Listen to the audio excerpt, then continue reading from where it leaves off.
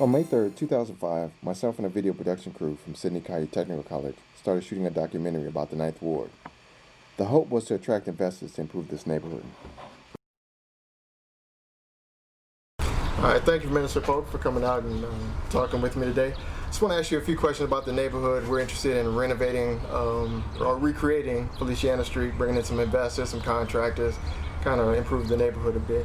I want to ask you, if you had a friend or relative who wanted to move onto Feliciana Street or was interested in investing in property here, what advice would you give them?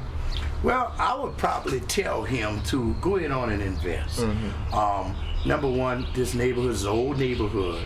A lot of the people here is from old families, and they've been here for a long time, and there's hope in this neighborhood. I've been in other areas of the city where hope is all gone, but as long as there's a little glimmer of hope, this is a neighborhood that I believe that investors should put their money in. They should try to make this area a better area. Okay, thank you. A lot of your neighbors weren't interested in going on camera, weren't interested in us interviewing them for this project. Why do you think that was the reason? I believe the reason was they fear the unknown. Okay. Number one, they don't understand the importance of getting investors into this neighborhood. And a lot of the neighbors have taken and become apathetic to this neighborhood. It's a situation that you just don't care. And so we have to change that attitude, change that attitude of apathy to an attitude of hope. Okay. Now, as a minister, what role do you see for the church in neighborhoods like this? Well, I think number one, everything starts with God. Okay. And I believe that this neighborhood is primed not only for a revitalization as far as it goes with the homes and everything, but it's the people's heart that need to be changed. Okay, okay. All right, thanks. If there was one thing you could change about Feliciana Street, what would it be? If there was one thing that I could change about Feliciana Street, it would probably be that the city has taken a role of ignoring this area. Okay. The city would look more upon this area. Okay, okay. And final question, what improvements have you seen on Feliciana Street over the past year? What have been the greatest improvements on Feliciana Street over the past year? Well, I think the greatest improvement, one of the greatest improvements that I've seen is that the house across the street catching fire. Okay, okay. It was used as a drug house, and even though the city has been told that it was a drug house, even though the city has been called out time again, the city did nothing about it. I guess it was the providence of God that it burned down, but there's promise here. This here block may not have the work going on, but if you go into the next block and the block after on Feliciana Street, people are building up homes. They're building brand new homes. They're investing money in this neighborhood. Well, thank you very much. Anything else you'd like to say about Feliciana Street and the future of this area? Well, one thing I would like to say to the city of New Orleans and all of the investors and everything, just don't give up on us. Yeah. You know, the Bible says that we are the salt of the earth, and if salt loses favor, but what has happened in too many neighborhoods is that once people get a little money, they get an education, they move out the neighborhoods. But if we stay in these old neighborhoods and turn them into what it used to be, it'll be a wonderful place to raise our children. Thank you for caring about our neighborhood. Thank you very much for your time.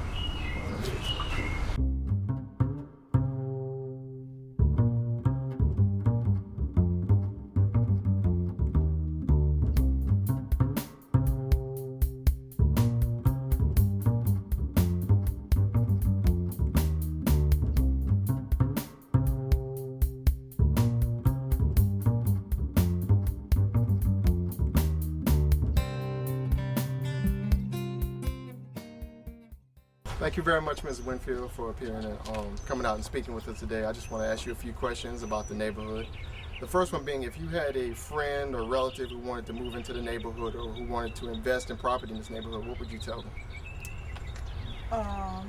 Well, I would first tell them to kind of look around and see just really what needs to be done to kind of give the neighborhood a better look, make it more presentable, you know, like a lot of yards that could use flowers, you know, and, you know, decorative gardening, you know, like my yard, I could use something. All right. That helps to bring the neighborhood out, makes the neighborhood look nice. In fact, I'm planning on doing that, but I got to get somebody to help me with Okay, it. all right, thank you. If there was one thing you could change about this neighborhood, what would it be? A lot of the blighted houses.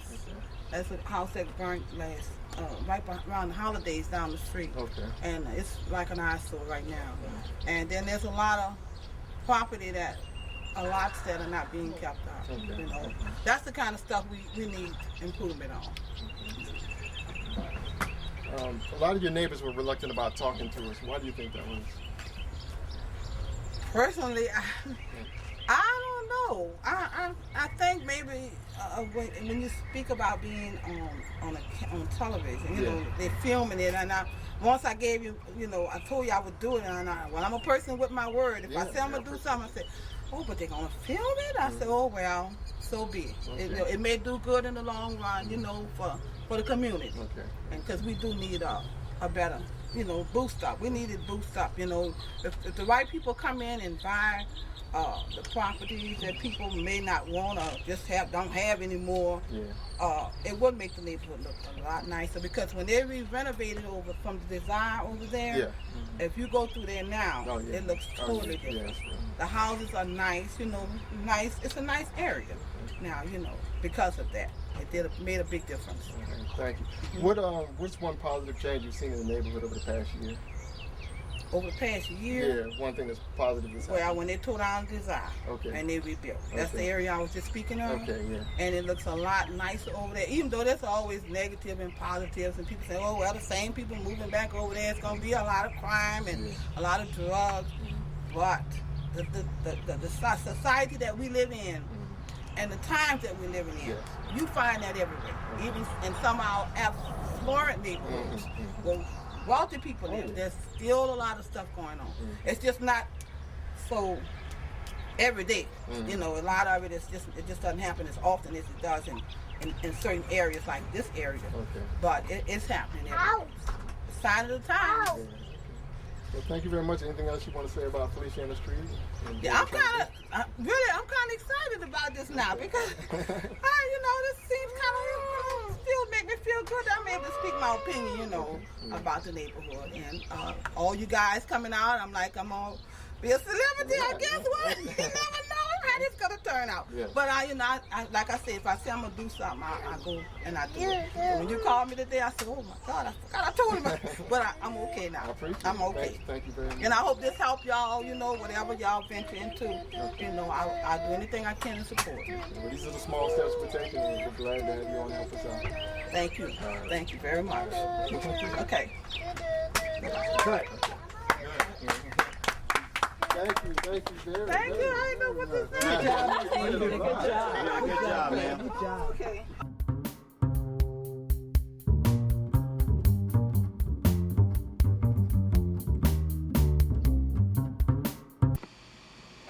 Three months later, this neighborhood, as well as the city of New Orleans, was destroyed. Relocated to Mount Vernon Academy in Mount Vernon, Ohio, I decided to finish this documentary. A documentary now about how the people of New Orleans rebuilt their lives in Baton Rouge and Houston, Texas. Relocated to Ohio, I had no idea how to finish this movie, with no crew, equipment, or residents to interview.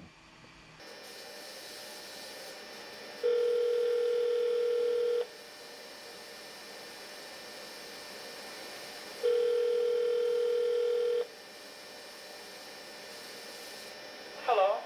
Hello, may I speak to Miss Laura Lynn Winfield? Who's calling? This is Sean Dixon calling. Sean. Yeah, you remember Feliciana Street? From where now? The movie we're doing on Feliciana Street? Oh! How you doing? Oh my God! Hi! Hello, how you doing? I'm fine, I'm blessed. Oh my God! Good to hear from you. Yes. Hi, me. You called my old number, right? Yeah, I was going through my Palm Pilot and I found your old number. I said, well, let me just try it and call it and see what happens. And I just walked in the house. Oh, great. Yeah, I've been out, running little errands and doing some things, Yeah.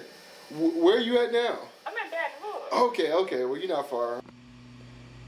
For equipment, I traveled to nearby Kenyon College and met with Professor Jonathan Taswell, head of the Department of Dance and Drama. That's him on the left. With equipment from Kenyon and a high school student volunteer from Mount Vernon Academy, we traveled to Baton Rouge.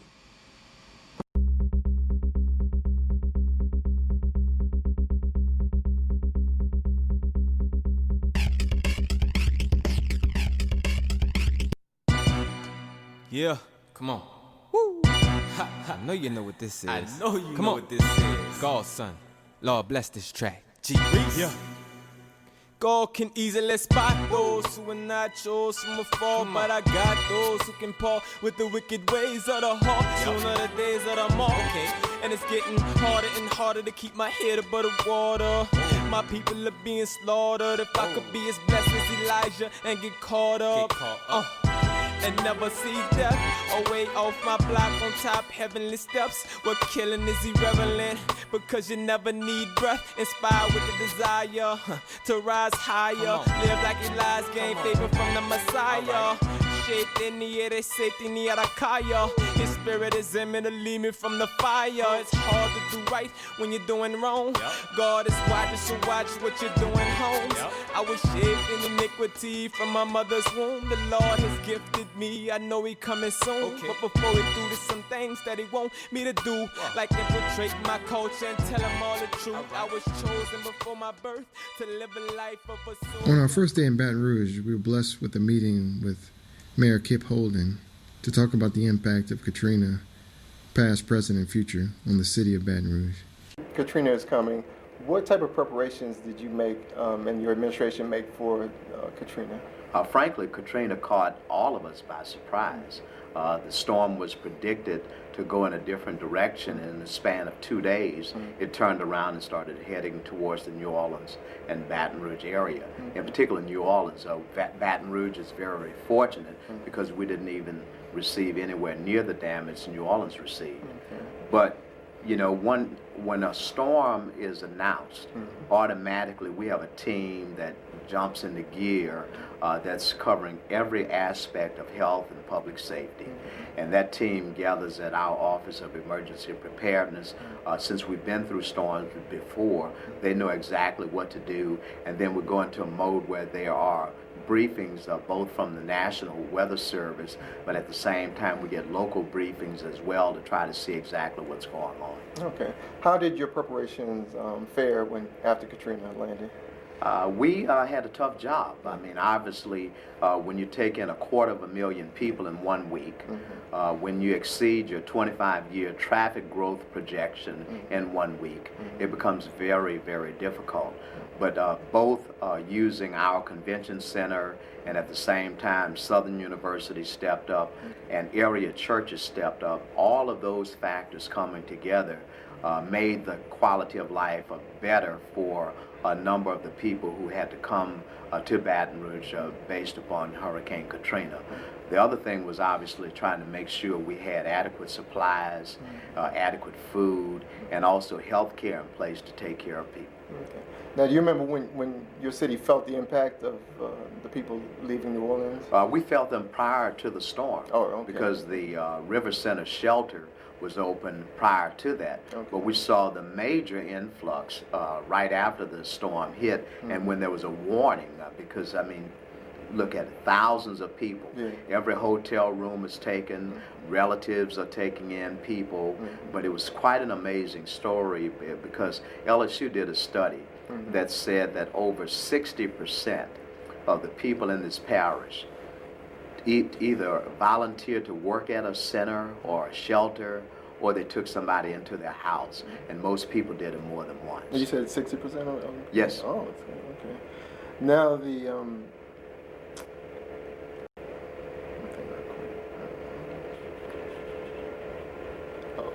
you've got all these individuals coming to your city, the businesses, the families buying homes. Would you consider it a boom or bust for the city of Baton Rouge, all these people coming into your city? Well, I don't consider it a bust, but I don't consider it a boom either, simply because what you have, you have an increase in the amount of tax revenues, but we're also watching a greater demand on public services. For example, the number of calls going to the police department, not so much a higher crime rate, but just people calling. Fire department, EMS, we're watching more garbage now that we have to pick up. We're watching a larger increase in the homelessness population. We're watching our hospitals now faced with the uninsured, the underinsured, and mental health patients all going to the emergency rooms, and so therefore we're watching a backlog of the number of people who can be treated.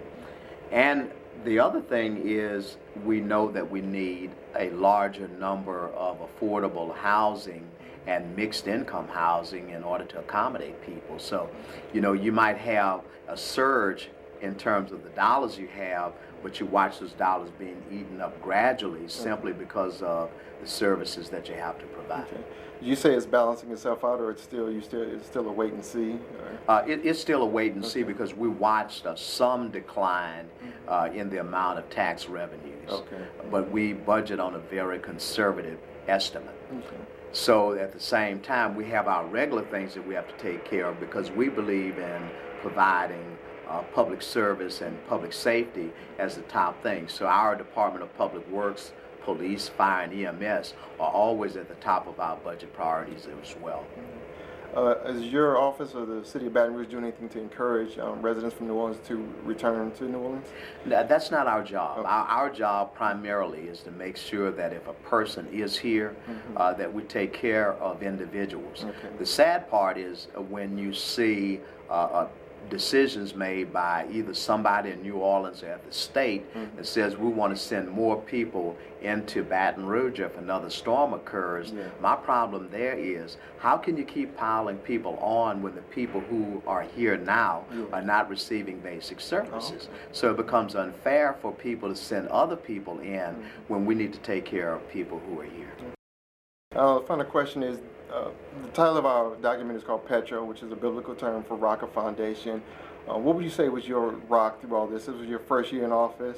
How long had you been in office before the storm hit? I had been in office roughly about 8 months before the storm hit. And when you talk about that foundation, had it not been for my faith in God, I would not have made it. Because you found yourself primarily having to make a decision within a minute time. And when that 1 minute, you might have 3 phone calls that you have to say to somebody, tell them to hold on, I'll get right back with them. But the only other thing I can tell you about that rock is you have a short time to make a call. All you can do is hope and pray you made the best decision. Thank you very much. I enjoyed it. After interviewing the mayor, we traveled to Earl K. Long Hospital to meet with Mrs. Winfield. There she introduced us to 2 of her co-workers who were displaced due to Katrina. Been very patient with me. I've been trying to meet her, come down here and shoot since July.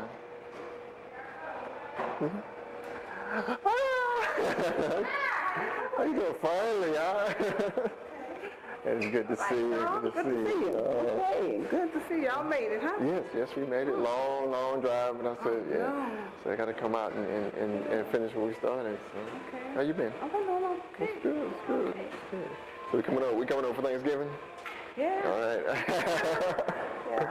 Cool. We're just gonna go into the chat room, ask you guys some questions. All right, Ms. Winfield, talk to me about life in New Orleans pre-Katrina. Where were you born? Where did you live? Where were you working? Okay. Well, before Katrina, I always lived in New Orleans. I was born at Charity Hospital, and I've always lived in New Orleans. And most of my life I lived in the Ninth Ward, but different parts of the Ninth Ward. And life was good in New Orleans. I never thought I'd be living anywhere else. But due to the storm, we had to leave. Say Katrina's coming maybe a day or 2 before you hear Katrina's coming. What kind of decision did you make? I mean, you were thinking... I was back and forth with my decision that whole week because I was keeping up with the weather. And one of my daughters worked at Charity Hospital. She was on the activation team, but she couldn't leave. And she kept saying, Mama, don't stay in this house. Because I don't leave. I always normally stay for storms. You know, I just pray and trust God to get us through. Because, you know, when storms come, if you don't all the time have the convenience to get out, like they be saying, leave. You know, sometimes you don't have the convenience. Sometimes you're not able financially to just get up and leave like some people can do. So I got caught in that situation. So, but this particular time, by them saying it was such a forceful storm, was going to be so, the winds were so high, and it was just horrible. When you thought about how powerful the storm could possibly be and what it could do to the city, I didn't think about anything else. That Sunday morning, I got up, and I know it was a voice of God spoke to me and said to leave. So you made it through all the rest of them, but you're not going to make it through this one. This is the one, man. This is the one. You got to go. I had my daughter and 2 small children in the house with me, and I had to think about them. So I got up. In fact, we were having family and friends day that Sunday morning. It was a beautiful. Sun was shining, and it was like the calm before the storm. And I said, I ain't going to church today. So I told my daughter, I said, get up and pack some things for the kids. I said, we're getting out of here. She said, well, Mom, where we going? I said, we're getting out of here. So I had talked with my mom's baby sister that lives here in Baton Rouge. And my mama didn't want to leave. And she said, no, I must stay. They're gonna take us to the Superdome, because she lived in a senior citizen building not far from me. She was up on the 3rd floor. She didn't want to leave, so I went down there. I said, Mom, you're going to have to leave. I said, I can't choose between you and the grandkids and myself. I said, I can't leave you. I said, you got to come. So she finally made up her mind that she was going to come. So we all headed out, my baby brother, my son, my mom, and myself. Now, my daughter was at home with me, but decided that she didn't want to leave with me. So she went to a friend's house in the east. Told me that they were going to leave. Now, this is Sunday. Yeah, that same Sunday. We all left the house together, but she didn't want to come with me, so dropped her off. I said, Lord, and I said, that's my baby. I said, you sure y'all going to leave? Oh, we're going to leave. We're going to leave. Sunday passed, the storm came. It was like that Thursday before I heard from my daughter. I didn't know where they were. I didn't know where the children were. But I knew what had happened. You saw it on the news the next day. The city was underwater. I'm like, oh, my God, where's my child and her children? I was born in New Orleans all my life. I was born at Charity Hospital. I lived there in different areas. I stayed up in the Kelton area. And I moved in New Orleans East. Katrina's on its way, maybe a day or two, and you hear the storm is coming. What kind of thinking were you doing? Were you thinking stay, go? Well, you know what, really, I wasn't thinking of anything. I was just laying there, and I was off this particular weekend. I work at Charity Hospital, and I thought that it was going to just pass, but what happened that Saturday evening, my supervisor called me and told me to get ready to come to work 6 o'clock Sunday morning. So I couldn't do nothing but grab a few little things and get ready to leave out that morning. Prepare for about 2 or 3 days. So your supervisor, you'd be there for a few days? Well, we usually stay about 2 or 3 days, you know, for the patients. Oh, I was at Charity Hospital the whole while, running back and forth up the steps, feeding the patients, taking trays. So I was at the hospital. We was hearing the different things off and on, but we wasn't really getting no radio or TV to really tell us what was going on. What were you guys hearing from the hospital? I was hearing that a couple of people that I work with told me that my house was underwater and stuff, and I just couldn't believe that. Just thought it was just something that was making up, and then as I look out the window, the water was this high. I know it was bad. So what was the atmosphere like in the hospital? It was really sad. I mean, you had doctors, you had nurses, you had patients that was stolen from up the steps. Was the attitude there? Were people coming together to try to? Oh yeah, everybody was coming together. I was in dietary where we pitch in and help the nurses and the doctors, you know, with the patient. It was about helping the patients and getting care of. On that 6th day, the employees got kind of furious because they kept saying he was trying to get us out. But we couldn't leave till the last patient left. I called my mother, and she said the water was coming in the roof. And she was in the house where the water was coming? Yeah. The water was half up when she put her feet down. She said, to get up, the water was about up to here on her. She can't see too good. Yeah, they help her down. On the first floor or the second floor? She had moved from the first and got on the second floor. The water went up there. Up to her. Oh, yeah. So that was the last you heard from her? Yeah, well, at that time we lost communication because her phone went out. Yeah. So I didn't know nothing else. Well, you know what? I didn't know what had happened. Well, I just prayed. Nothing else I can do. I couldn't get to him. You know, I couldn't do nothing else. So we couldn't go home because there was no home to go to. And not only that, you couldn't get back into New Orleans. They wouldn't let anyone in New Orleans. So we left Georgia the Monday after the hurricane, and we left Georgia because my brother worked for the Office of Family Support here in Baton Rouge. So he had to come back to go to work. And this was a new job. He had just transferred his job to Baton Rouge from Thibodeau. So he had to come back and go to work. And fortunately, his job gave him some time for us to get a little settled. And even though it was really hard for us to get settled, we couldn't find any. We went to every hotel in the city. We couldn't get any rooms. We were calling for apartments day and night. So we stayed with my brother's in-laws for a couple of days. We went to a shelter and we stayed in the shelter exactly 1 week. And my brother, me, and my son left and we went back to Georgia. And when we got back to Georgia, we decided we didn't want to stay. So we came back. And when we came back, we got an apartment in Opelousas. So we stayed in Opelousas.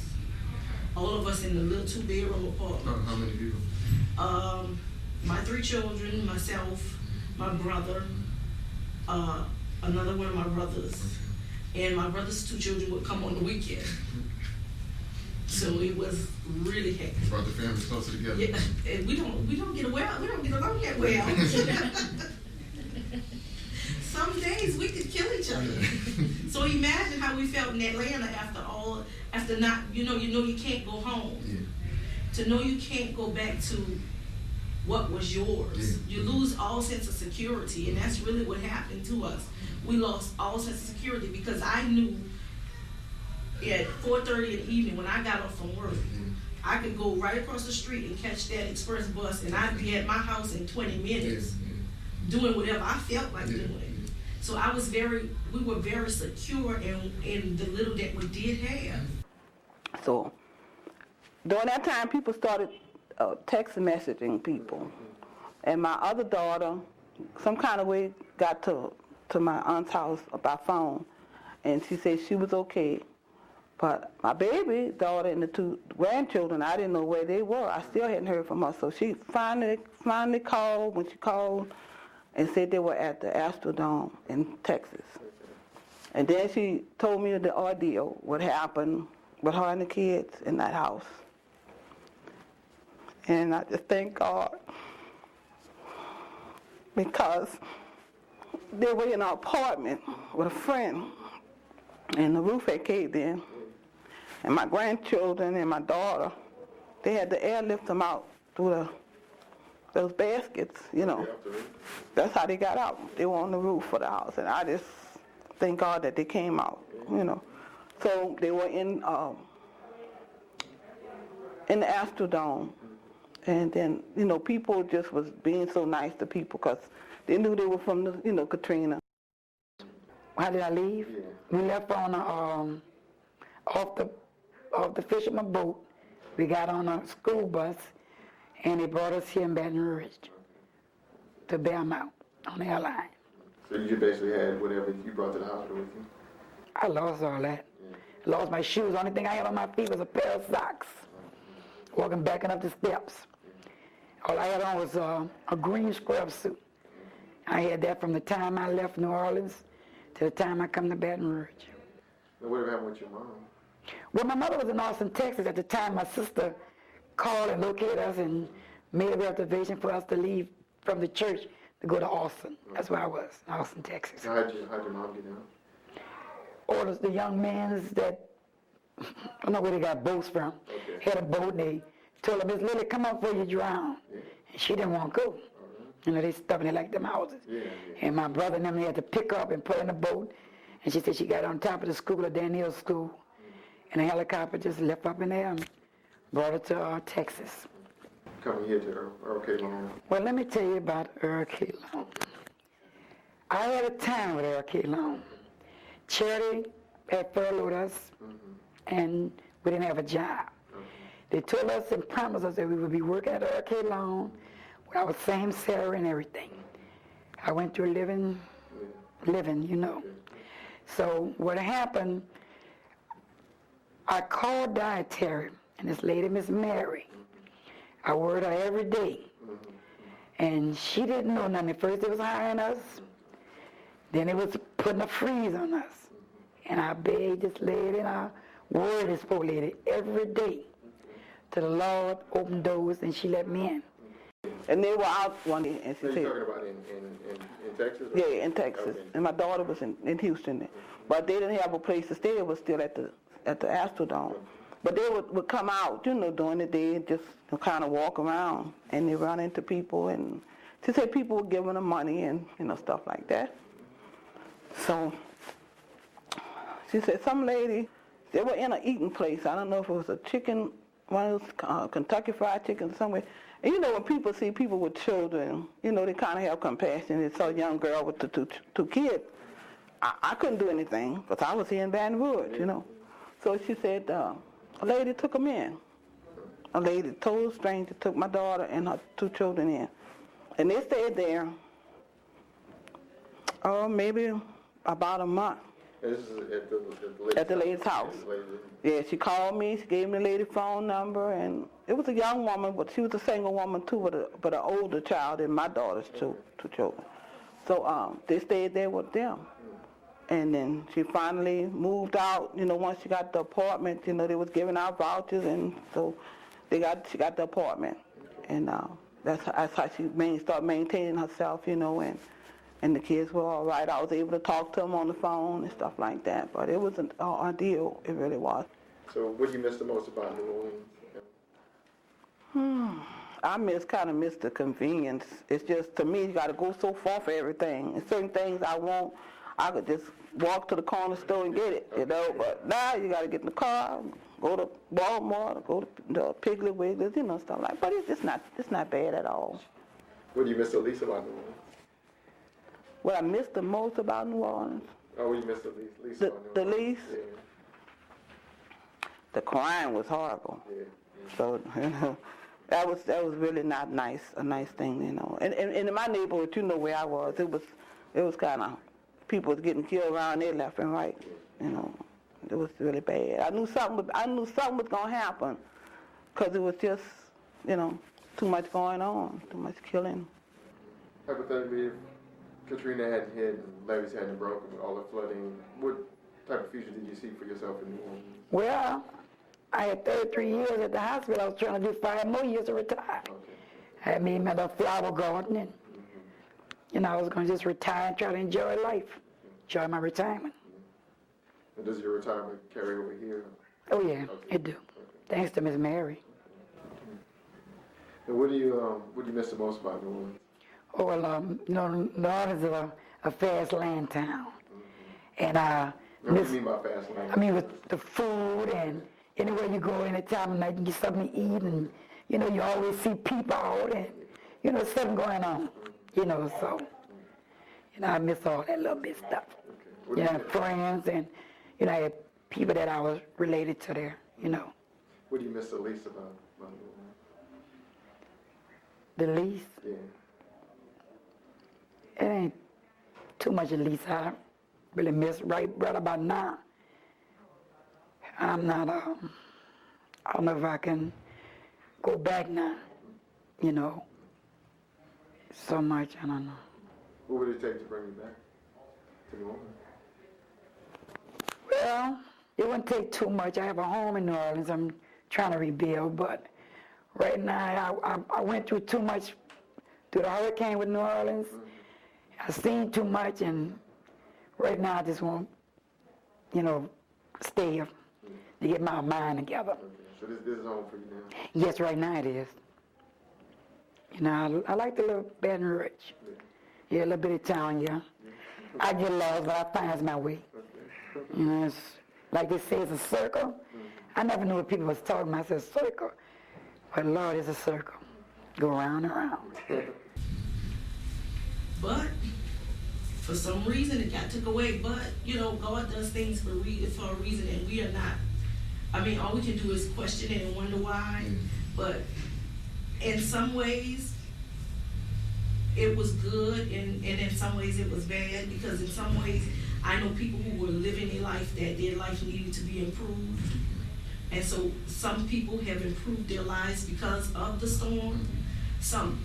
A lot of my friends I had a friend who was really strung out on crack cocaine. After the storm, now she's clean, she's living in Alabama, she's got a job, she owns her house, she got a car. So the difference between her life then and her life now is tremendous. So in some ways, God did what he needed to do. At least this is my opinion.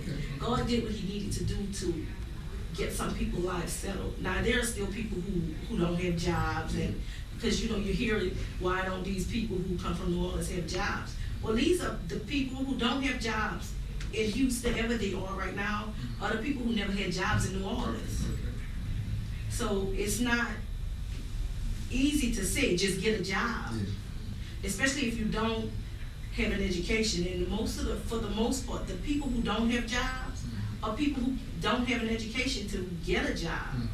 So it's hard to say, and everybody looking in on these people who say, do this, do this, do this, or there are millions of jobs for you to get. You just have to look. It's easier said than done.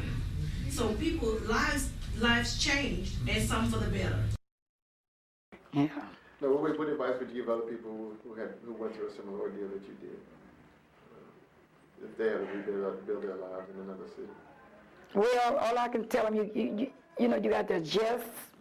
You got to first give it to the Lord and let him guide you there. And once you give it to him, he'll open them doors for you. Because anywhere he put you is where it's meant to be. And I feel like the Lord sent me here, so you know, if he call me back to New Orleans, I'll go back. But right now, I'm here. And all I can tell people, you know, people have been very nice here in Baton Rouge. You know, even in Austin, Texas, they was nice. You know, so I mean, and I don't know if I'm going back. Miss Mary's so nice to me. I might just stay here. I don't know. You know, told her whenever she leave, I'm getting on up. You know what I'm saying?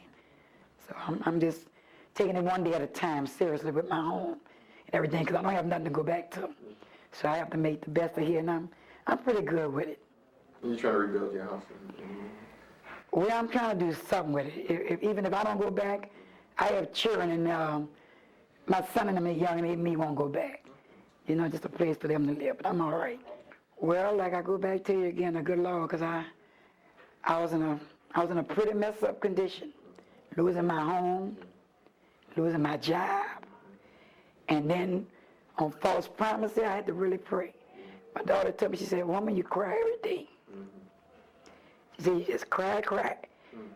She said, "I'm so glad Miss Mary hired you. I don't know what to do." Because I mean, it's like I lost it. It wasn't the material things. It's just that I'm here, and I mean, I'm by myself, and, you know, I'm like, I don't know no one, and in New Orleans, I mean, I can go several places. I know everybody just about in New Orleans. But here, I didn't know no one. But when I got here and got to Hurricane Loan, I found Miss Mary, then Melissa came along, so it's like I found a little family here. Kind of a little family. So that would keep me going. You know, but through prayers and the Lord opened doors through people, it works. When you realized you had to stay? Well, I always, in my life, as coming up as a young woman, I always never went back to anything that, if I had a bad experience, I didn't go back to it. So that was just, you know, devastating when I went back and saw the condition of the city, and I said, oh, no, I said, and I got to move on. Yeah. You know, doors open up, God bless me, and I got this job, and I thank God for my job. Now, if there was no storm, no floods, and no destruction from Katrina, what do you think you would be doing in New Orleans? I mean, as far as your future? Still in New Orleans, working for Orleans Parish School Board. Okay. Well, I thought I would retire from. Now, what plans do you have for the future? I mean, when you were in New Orleans, what long-term plans do you have for the next 5 or 10 years? Next 5 or 10 years from now? I'm saying when I was in New Orleans, what type of long-term plans do you have? I was basically planning on buying that house. The house that I was in, that was one thing I was planning on doing, and just growing old gracefully, watching my grandchildren grow up, I guess, and trying to live right, you know, and treat people the way I want to be treated, you know, and just I had no, you know, dreams or nothing other than that, no more than what God want me to have, you know, whatever blessings He want me to have. I'm looking forward to still getting that. Almighty God, I couldn't have made it without God being with me. I couldn't have made it. Well, thanks a lot. It's good to see you again. Okay, good to see you too, Shaw. Mr. Polk relocated to Houston, Texas with 70 members of his church. On my first day in Houston, we stopped by a local barbershop to meet with barbers and customers who were displaced due to Katrina.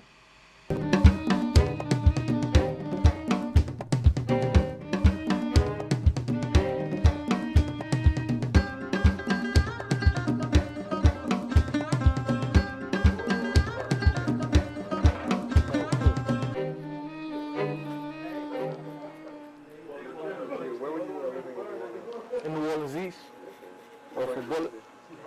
Huh? How long did you live there? Well, I just came off from the military in 03, from 03 to 05. What branch were you in? Army, What were you at before New Orleans? career, Where were you born? in New Orleans, Are you born? Okay. born and raised. Grew up between there, Brooklyn, a couple other places, but always New Orleans. When Katrina was coming, you decided to stay or go? I left early, Okay. ahead of time. Why'd you leave for this one? Let me see, storm surges, 28 to 32 feet.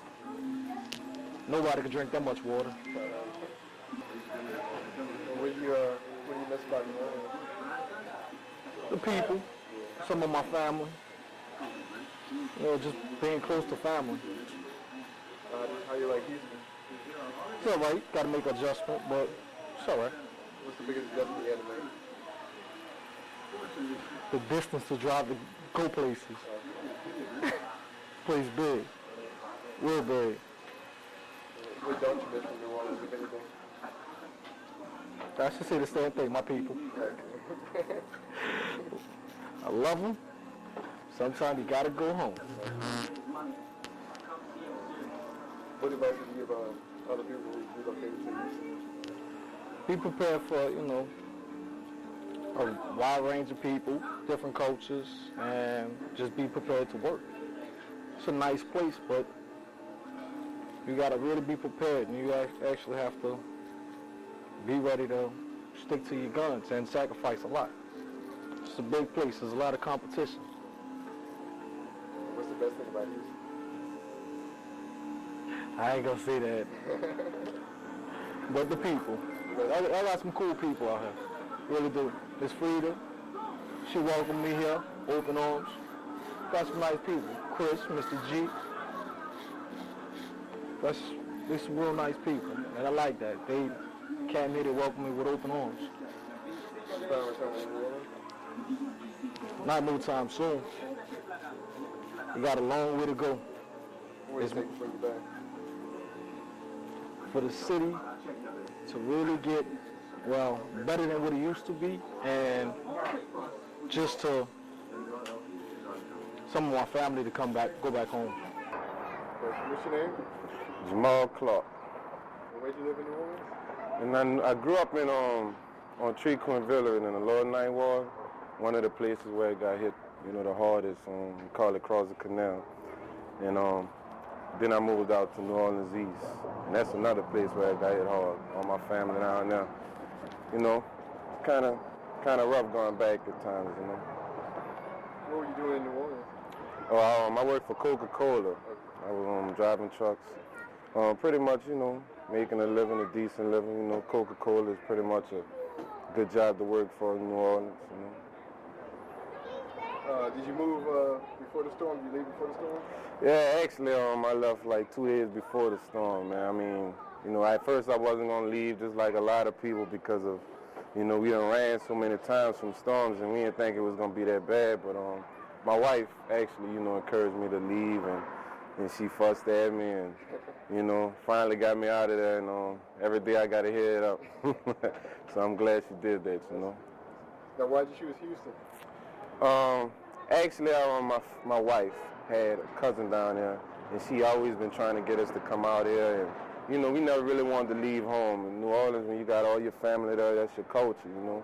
You want to stay there with your family. And then when the storm hit, I had kind of like a toss-up between there and Atlanta, which with a lot of New Orleans, you know, people went to Atlanta. And I chose Houston, man. It was closer to home. I had a lot of other family coming, saying they was going to come to Houston. And it's a good city, man, honestly. What do you miss most about New Orleans? What I miss the people. You know, Christmas time is totally different. You know, you come out there, you ain't got all your family out there for Christmas, and it's just the fact that, you know, that was where you was born and raised. You know, I can't tell my little son now, look, man, this the school I went to, or, you know, this the park I used to play ball at. I mean, it is hard, but that's one of the things I miss, you know, the food good, you know, everything, man, the people, man, that's what I miss. What do you miss, what don't you miss from New Orleans? What I don't miss from New Orleans is kind of tough to say, man, because I love New Orleans, man. Everything about New Orleans, I mean, it had a reason. It might not have been the best reason, but it had reasons for a lot of things. And I mean, there ain't too much I could say bad I miss, you know. You think you go back? Nah, I'm not going back, man. I went down and visited, and the city ain't the same right now. Even when you go back, there ain't the same people down there no more. So you have some of the people, but it's not. When you go back, you're not going back to home, because what we know as home is gone. You know, everything. And out here in Houston, you know, they got a lot of people from New Orleans and Houston. You know, they trying to come together and make it, you know, make it like home. But it ain't the same, but I ain't going back there. How they been treating you in Houston? They've been good, man. I mean, it's been good, man. It is a lot of opportunity out here in Houston. A lot of people don't know that. There's a lot of money to be made out there. You know, there's a lot of opportunities. That's one of the main reasons why I'm staying in Houston, because just the school systems itself are 100 times better than New Orleans. And, you know, with the kids and everything, I want them to get the best education they could get, man. Any advice you got for anybody else who's here from New Orleans? What I got to tell them is there's opportunity out there, man. You got a lot of money to be made out there. They got a lot of opportunities, things that we never even thought about in New Orleans that they have out there in Houston. I mean, the schools, you got so many different things, so many opportunities. Just going to school out here by itself will open your eyes to a lot of different things. Don't be closed-minded, man. Come out here, you know, they got all these opportunities. Go to school, do what you got to do to make this money. Okay, thanks a lot. All right, man.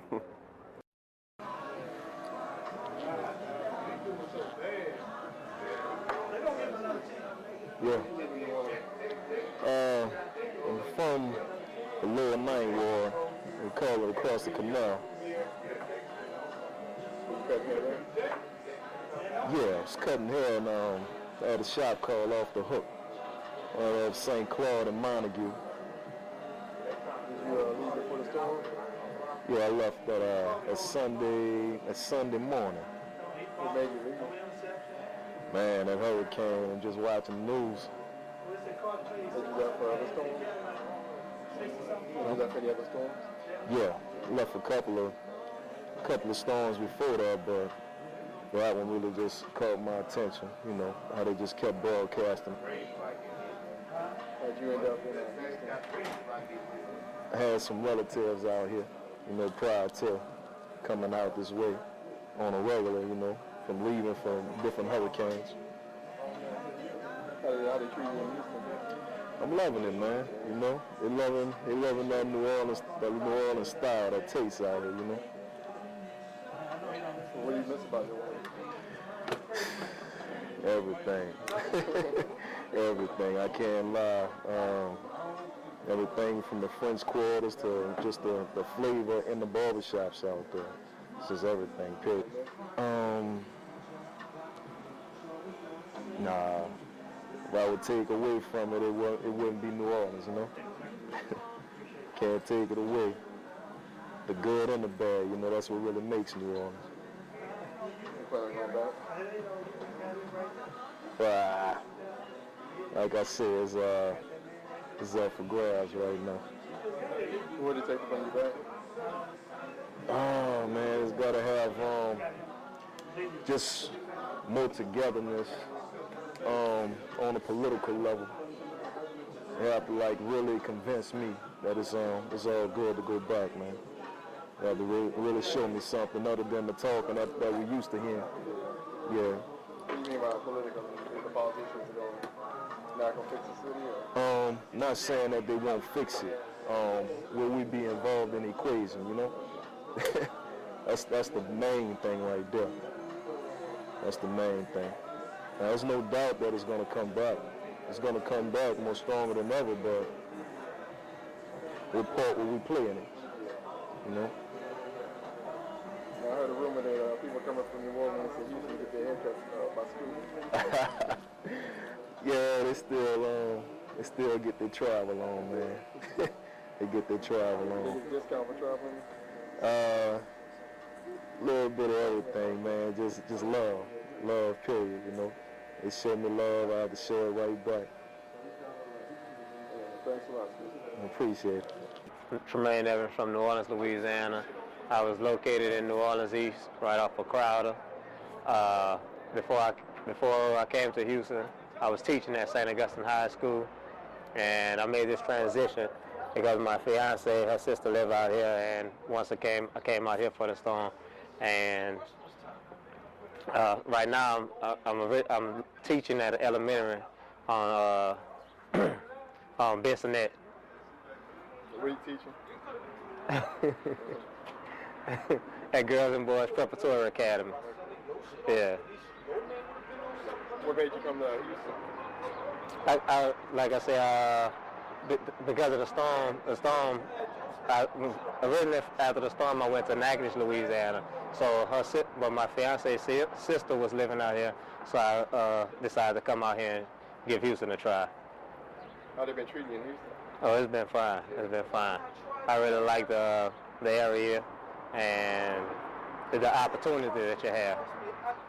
You have more opportunities here than you had in New Orleans? Yeah, it's about the same because when I was in New Orleans, you know, I knew a lot of people, so it was just as easy. But as far as the growth and being able to do more things financially, you know, it's a little better. You miss anything about New Orleans? Do I miss anything? Yeah. Oh, I miss the food. Just being able to go wherever you need to go in 15 minutes at the most. And just the people, you know, just the family atmosphere. Anything you don't miss about New Orleans? That I don't miss? Well, I like basically everything about New Orleans, but I'm just not going back. I just feel that, you know, I have better opportunity out here. That's the only reason I'm not going back. But as far as the city itself, I love it. What advice would you give other people who are living in Houston? Just from New Orleans. Whatever, just get out and get whatever you need to get now. You know, there's so much opportunity, so you know, don't limit your potential. Just do what you have to do and try to grow. It's okay. They treated us pretty good, but as far as staying out here, no, I hate Houston as far as that aspect. But I was staying across the canal on Tennessee or whatever, and basically we all know what happened about across the canal and how they don't want people to come back to New Orleans in general as a whole or whatever. But as far as New Orleans, I miss the people. Everybody's going back home, and I plan on going back home also. I just never imagined myself living nowhere else besides New Orleans, so I think that's what really kind of kept me closed in about being open-minded as far as being other places. But yeah, I'm going back home. So. Where'd you live in New Orleans? I stayed across the canal. In the Lower Nine? Yeah. Okay. Yeah, so yeah, I plan on going back home. So everything should work out fine. Yeah, New Orleans is going to be better than it was before. So that's pretty good. I'm looking forward to my homecoming. So. When are you going back? January, hopefully. All right. Well, thanks a lot. Wish you the best. What's your name? Denise? Denise. Thank you, Denise. Yeah, thank you. On Sunday, the Polk family came together to watch our New Orleans Saints.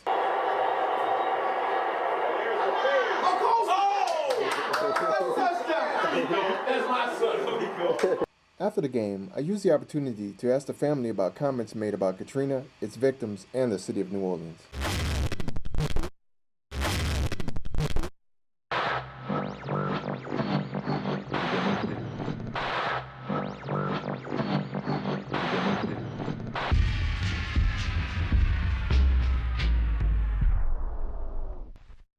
Flats in Houston are doing much better is because this is Bush's country. Right. Texas is Bush's country. So they all put their money and revenue into Texas to pay for the evacuees from New Orleans.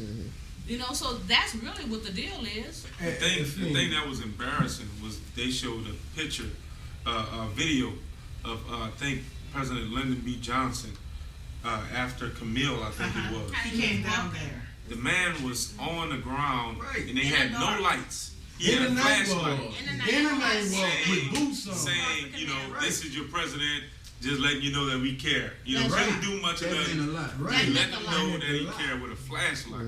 I said, man, that's the president, man. I mean, Right. it's not, you know, what you do is Just as how you do it.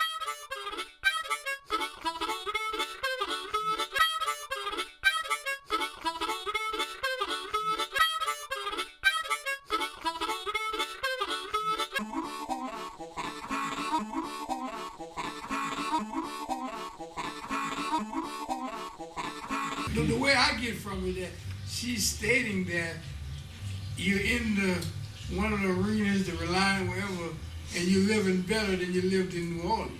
Yeah, that's which the is not context I true got from it. for all folks. I mean, some people, you know, average people, there's a lot of hard-working black people and white people from New Orleans that, you know, went through Katrina.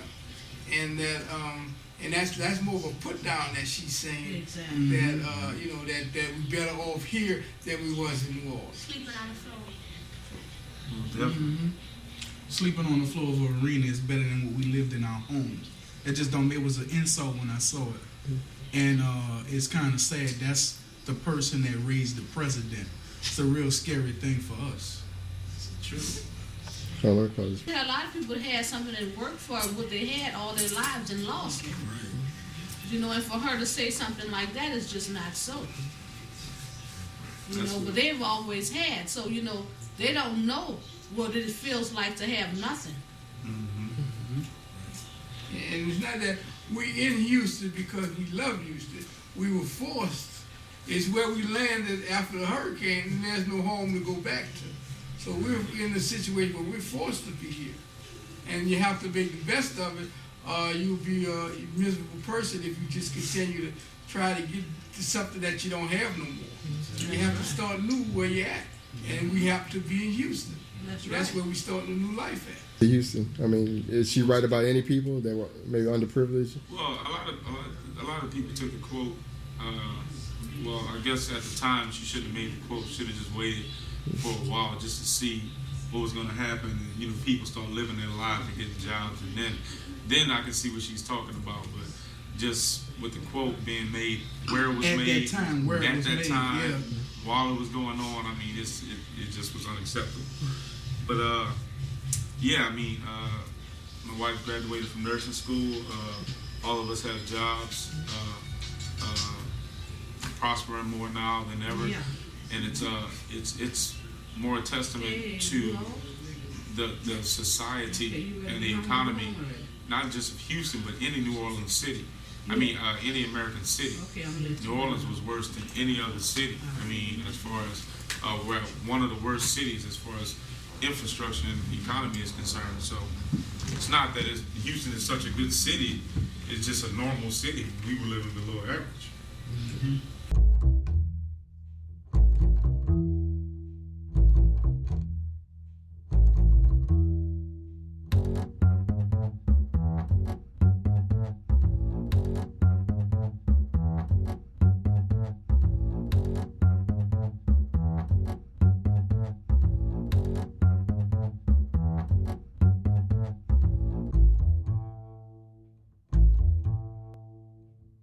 Well, definitely. And what I'm finding out now, living in a different city, is that not only do the people have a responsibility, but the leaders have a responsibility. And that was one of our biggest problems in New Orleans, is that we didn't have strong leaders. We had people for years and years of corruption in the government. I mean, look at our former governors in jail now. I mean, we got so much corruption even with the Jefferson guy, you know. We had so much corruption that, I mean, it's hard to, I mean, like the Bible says, I mean, without vision, the people perish. And we had no vision for years and still don't have any vision, I mean, to be honest. And so, I mean, even though each community has to play their part in as far as solving the problems, our leadership was just terrible, way below subpar. In a way, it is a lot of our fault, because we were the ones who when we were growing up, all the playgrounds, they kept kids out of trouble with different sports programs. And we sat back and let the government take that away from us. If we would have fought hard, said we need our playground, we need our parks, it could have been a different situation. And that's what I think he's talking about, the village. A long time ago, we didn't stand up for the rights, we needed to stand up to keep the city like it was. You know, and that's the whole thing with because, you know, kids didn't get in as much trouble because they were always football. Right after football was basketball. And each playground had, pride. The NORD program was driving. And once that left, you know, that was the beginning of the end. Once the NORD program left, those kids, they had nothing to do. And, you know, so. Started off by renting before the Lord opened doors for us to start purchasing our own building. And my first sermon I preached was 3 things that Katrina taught me. And the first thing that Katrina taught me was to not value things. Just like the Bible says, you know, you don't have your treasure down here on earth where rust and moth and people steal them and hurricanes blow them away.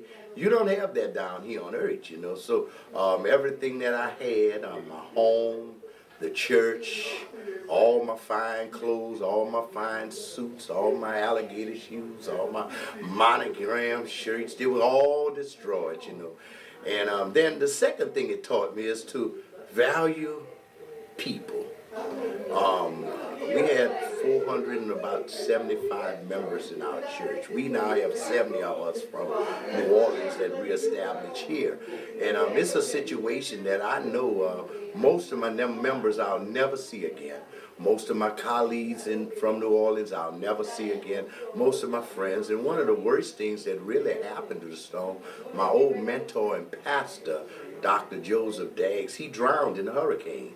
You know, and so the third thing that I learned through the hurricane was that God's grace is sufficient. Even though you lose everything, even though you're separated from home, there's a way that God has put something in each and every one of us that we can make it. Sometimes we think that the road is too tough, but you can make it. Sometimes you think the going is too hard, but you can make it. And God's grace is sufficient to get you through anything that you have to get through. Yeah, here we go, yo. Holla back. God is good. Okay. All the time, every time, even when we don't believe. Holla back, come on. God is good. Okay. Even when you Fred, I like the way this sound, bro. Okay. Cause God is good. Yes, sir. Even if you have no money in your pocket, okay. God is good. Come on, man. He's teaching us to walk by faith. I'ma do it like this one. See, ever since I can remember, bro, I was blessed with the strong mind. Didn't know of God's plan. All I could see was these hard times coming up, bubbling. That was all I was thinking of. Didn't know that His destiny was for me to be up above, looking down on the ATL. All He saw was a sinner, pouting mad at my mom. We didn't have steak for dinner. Remember how He has brought me through these trials and these tribulations. When I thought I was gonna die or pass out from starvation, He kept a meal on my plate, and He'll do the same for you. No matter what others do, the Lord will see you through. So keep your head to the sky and don't you dare turn around. Put your trust up off in the Lord, and you will receive your crown. See, I am a sinner. My righteousness is like filthy gowns, but when I meet with the Lord, my sins He can turn around. No frowns hustle on my face. With Jesus, I can't replace the bitterness in my life. All I have to do is just taste and yeah. All I gotta do is, all I have to do is taste and see. Come on, what we gonna tell them? God is good. Yes, sir. All the time, every time, even when we don't believe. Holla back, come on. God is good. Even when you find yourself the only Christian standing in society. You know that's real. Cause God is good. Say what? Even if you have no money in your pockets, Jesus. You can still say God is good. Your patience, I got something. He's teaching us to walk by faith and not by what we see. Yeah. Now let me hit you with 3 scriptures, B, so you can be holy and have your own testimony. It's Psalms 37, 5 and 6. Commit your ways to the Lord, trust in Him, and He will make you good. See, flip the B to the I to the B to the L to the E. Guarantee is Isaiah 54, 17. You see, no weapon formed against you and me shall prosper, see, cause Jesus got our back and He promised to set us free. Now 3, it goes like this. 1 Corinthians chapter 10, verse 13. Follow me, my man. No situation negative, evil be, cause you know that God is faithful. He will make a way so you can escape from the enemy. Plus, you can bear the thing and toss it over your right shoulders, be, so that you can be soldier in God's army. Guarantee no matter what you go through, you know what? Endure hardship like a soldier. Told ya. Sing it. God is good. Sing it. All the time, every time, even when we don't believe. Holla back, come on. God is good. Okay. Even when you find yourself the only Christian standing in society. That's real. Cause God is good. You know. Even if you have no money in your pockets, Jesus. Okay. It's all good, man. Yeah. God is good. Yes, sir. He's teaching us to walk by faith and not by what we see. Yeah. The bottom line is you don't have to bling bling and you don't have to see it to have That's it. real. Cause God is in control and we break it down like this. Yeah. What is it, y'all? Good. From the west to the east to the midwest, north and south. Bring it back, come on. What is it? What? From the north to the east to the west to the south, bring it back one time, say, come on. Come on. Y'all know what time it is. Yes, sir. What is it? All the time, all the time, all the time, come on. Say that, Patience, you know what I'm saying? It's That's real. what time it is. For real. Your boy Patience, Minister Fred. Show enough. Yeah. What is it, y'all? From the north to the east to the west to the south, bring it back one time, say, come on. What is it, y'all? All the time, all the time, all the time, come on, say, what is it, y'all? What is it, y'all? All the time, all the time, all the time. Yeah. What is it, y'all? All the time, all the time, all the time. We gon' write it out like that. Just like that. That's right. Just something for y'all to remember. No doubt. Every time. And big ups Born Again for this productions, man. That's a serious complex. We out.